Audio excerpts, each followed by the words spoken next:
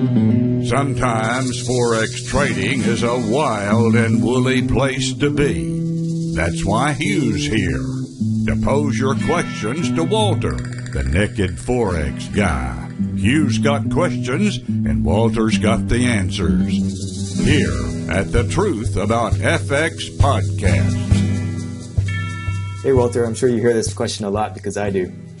How do I double my account if I'm only trading one strategy?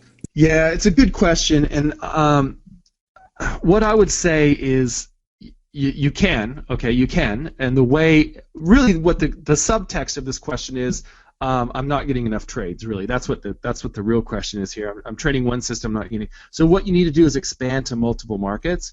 So let's say, for example, you trade, like I really love trading the big shadow. So you're trading this big shadow strategy. Well, don't just limit it to the pound, the Aussie, the Kiwi, the Swissy, and the yen, and the euro. Open it up and start trading the pound New Zealand, or trading the pound CAD, or the CAD yen, or the euro CAD. So you can literally multiply the trades that you take, even though you're trading one strategy, simply by watching 30 charts instead of 10 or 5.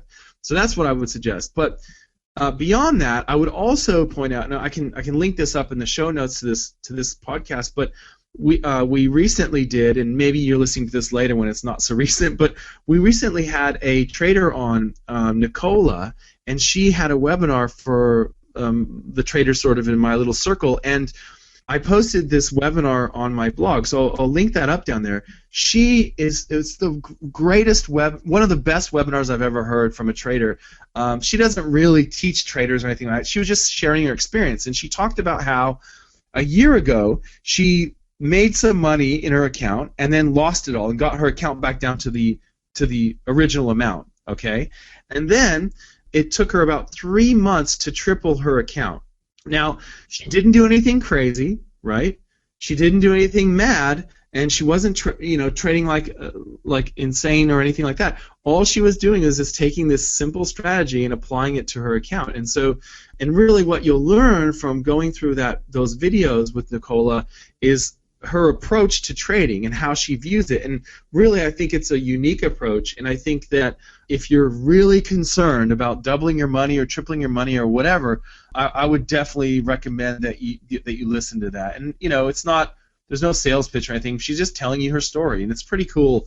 And so part of it really is mental, right, and getting over that. And she talks a lot about the mental aspect of trading in that video, and she talks a lot about how just understanding that it's possible to do these things is really a big step in that direction. She talks about how she used to ask people on trading forums about, is it possible to make X amount of money or X percentage per week, and everyone comes out of the woodwork and says, "Oh, that's crazy! You can't do that!" and blah blah blah. Meanwhile, she's been making double that. So it just goes to show that you can always achieve what you think you can achieve. So it just comes down to, that first step is just believing in yourself and believing in your system that's possible, and then mapping out how can you do it. Like, one way to do is to start with the end in mind. So you go, okay, I've got $10,000. How do I get it to $20,000?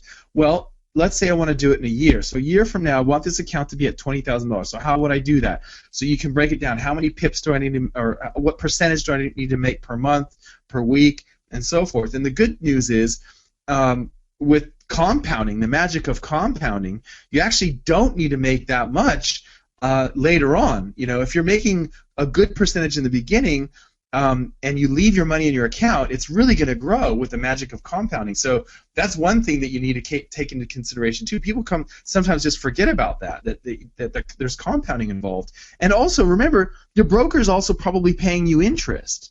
If you've got a reputable broker, like let's say you're trading with Owanda or someone like that, you're actually making money on your account even when you don't take trades, right? You're actually accruing interest just as you would in any positive swap trade. So that's another thing to keep in mind. So there's a lot going on there, but basically I would say start with the end in mind and work on your mindset so that you know that it's possible and you can convince yourself that it is indeed possible. Mm-hmm. Yeah, I watched that series, and I think you broke it up to like 5 parts, right?